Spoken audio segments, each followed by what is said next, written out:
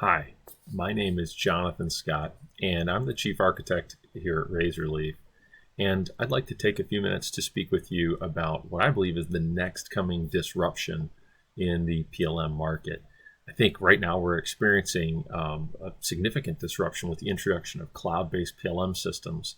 And I think there's another trend coming behind that that will be just as important, related to data portability. So I'd like to take a few minutes to talk on that topic with you today. First, I'd like to introduce my company, Razorleaf. We've been around for a little over 20 years, and we're a collection of experts in PLM technologies, providing consulting and services in this space with a number of brands of software and technologies, which you see here at the bottom of the screen. We've worked on hundreds of projects and with hundreds of clients over this time, and we've done this work in a number of areas, both speaking geographically, since we operate in the Americas, Europe, and Asia, as well as from an industry perspective. We serve industrial clients as well as government clients.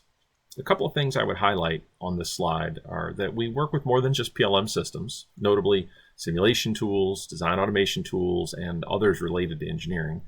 We also have some of our own products. You'll notice the Clover logo in the lower right hand, which is our migration, integration, and data transformation platform. That's Razorleaf in a nutshell.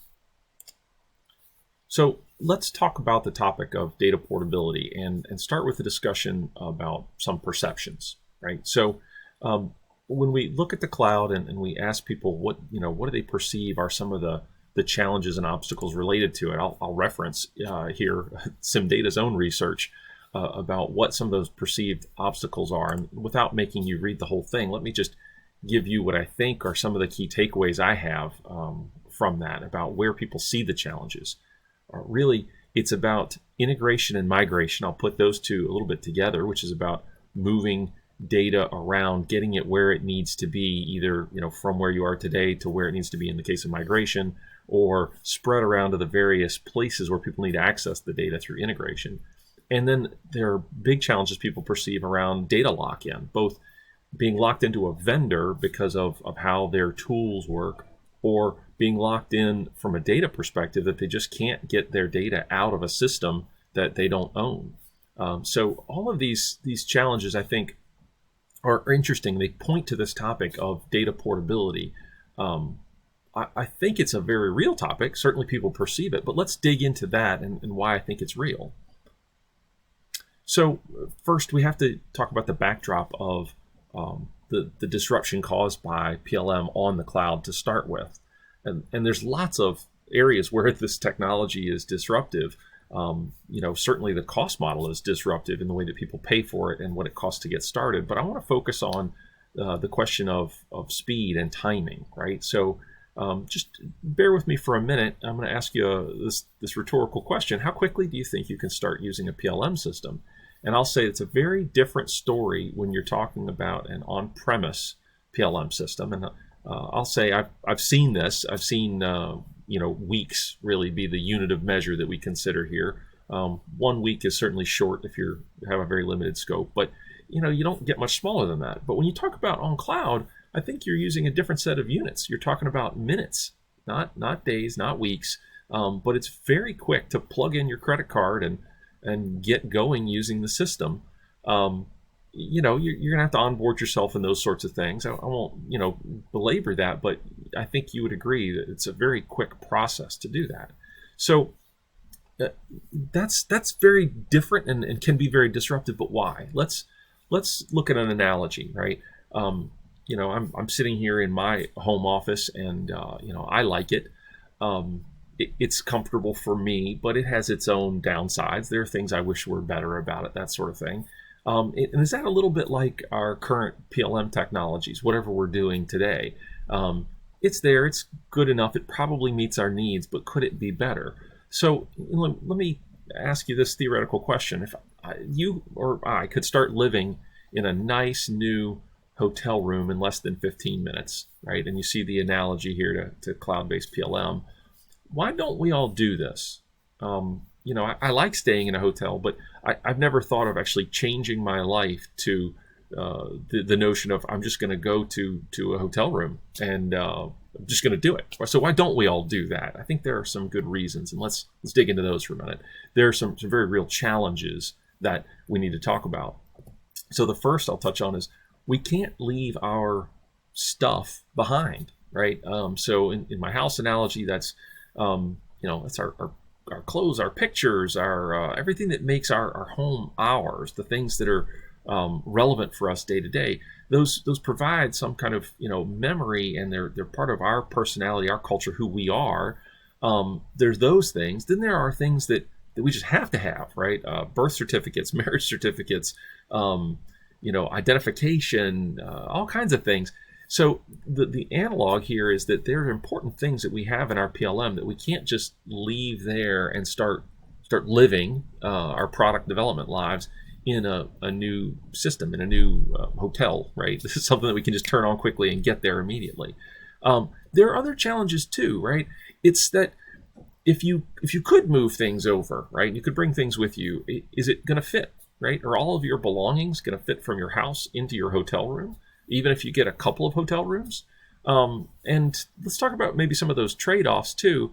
The hotel room is great, but is it really going to be everything that you need? And are the folks who manage it going to give you everything that fits your life and your lifestyle, right? So the thing I'm touching on here is we know a lot of great cloud tools are very good at offering a specific piece of functionality, but are they going to make your life easier in every way that you need? Are they going to be open, letting you share your data, letting you integrate it, move it around, that kind of thing?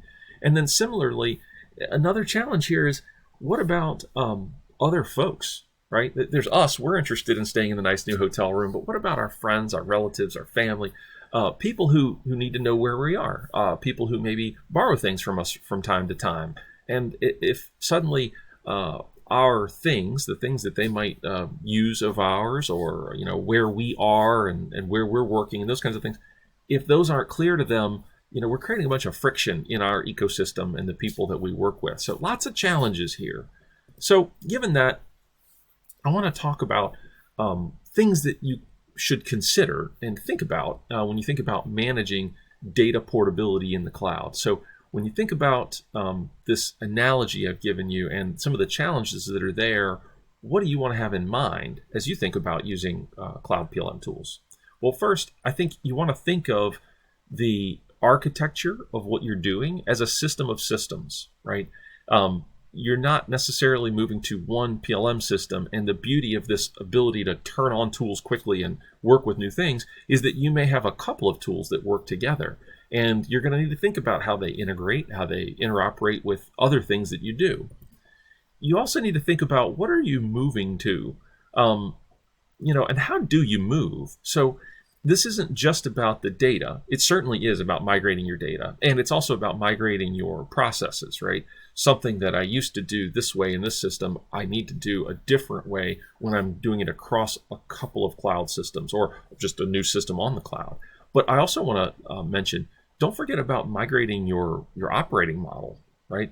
How do you operate, and why is it different on the cloud? One of the benefits may be how you work with suppliers and partners, right? And changing that operating model, you want to think about how the cloud impacts that, and again, about your data portability. Sometimes in negative, unexpected ways that do more people have access to your data than you intended. All right, and lastly, I want to give you another thought, is not just about the migration pieces of those, but also think about the integration of those models, right? How are you going to work with that ecosystem, and how do you share data, and how do you get their data if you're working with partners or with clients or other things that might be changing about your operating model? And similarly, how are you going to integrate the data? How are you going to integrate the processes to go from one system to another? And in the cloud, you just have different things to consider there, different technologies, different security implications, those kinds of things. So with all of that, I just want to leave you with a couple of questions to consider on your cloud journey as it relates to this data portability topic. So first thing to think about, what are the terms and conditions for getting data out of an existing system? Now, this could be your on-premise PLM you have today. It could be a cloud PLM you're already using. It could be the future system that you're planning to move to. Do you understand those terms and conditions and how they impact this data portability topic? What about the tools that you're going to need? right? I mentioned that data isn't going to go from one system to another, particularly if vendors are offering us something unique. They probably have unique data models or unique ways of working with the information. If that's the case, you need to think about how you're going to use tools, what tools you're going to use to get the data out and shaped different ways to move it where it needs to go. Also, do you have a roadmap in mind? Do you understand what the unique obstacles are going to be related to a cloud roadmap? We talked about some of the perceptions early on that people have, but do you know what the reality is, what the things are that are going to get in your way, and are you planning for those so that you can address them ahead of time? One point related to this is, do you have a partner, right? If we think about my housing analogy again, do you have a general contractor who can guide you through the process of building out a new house? I mean, if that's what we're doing here, right? I mentioned the system of systems and thinking about that architecture. You really are building a new house with the cloud and hopefully leveraging some pre-existing things. But do you have somebody who understands architecture, who understands integration, who understands migration, and can put all of those pieces together, or can work with the partners or the skill sets you have internally to bring all that together in a way that says, okay, we got this, we can handle it.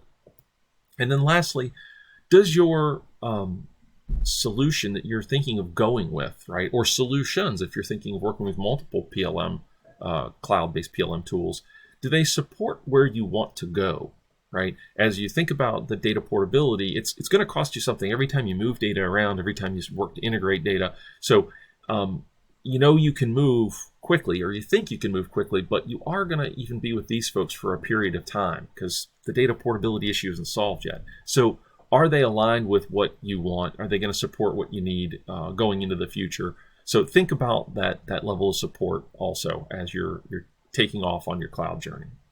So with that, I'll say thank you very much. I hope this has been helpful and useful to you. Please reach out to us if you have any questions.